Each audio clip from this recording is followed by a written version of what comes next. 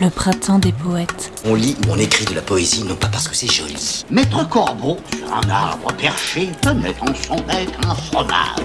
La poésie est un fluide qui ne s'échange qu'entre poètes. Le printemps des poètes. Mais tout le monde est poète. On lit et on écrit de la poésie parce que l'on fait partie de l'humanité et que l'humanité est faite de passion. Lecture offerte par la librairie Durance.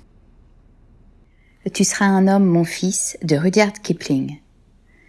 Si tu peux voir détruit l'ouvrage de ta vie, et sans dire un seul mot te mettre à rebâtir, ou perdre en un seul coup le gain de 100 parties, sans un geste et sans un soupir.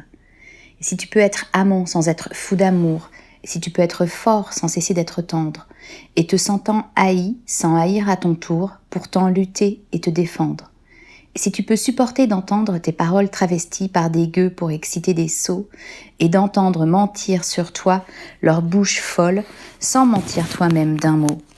Et si tu peux rester digne en étant populaire, si tu peux rester peuple en conseillant les rois, et si tu peux aimer tous tes amis en frères sans qu'aucun d'eux soit tout pour toi, et si tu sais méditer, observer et connaître, sans jamais devenir sceptique ou destructeur, rêver, mais sans laisser ton rêve être ton maître, penser sans n'être qu'un penseur.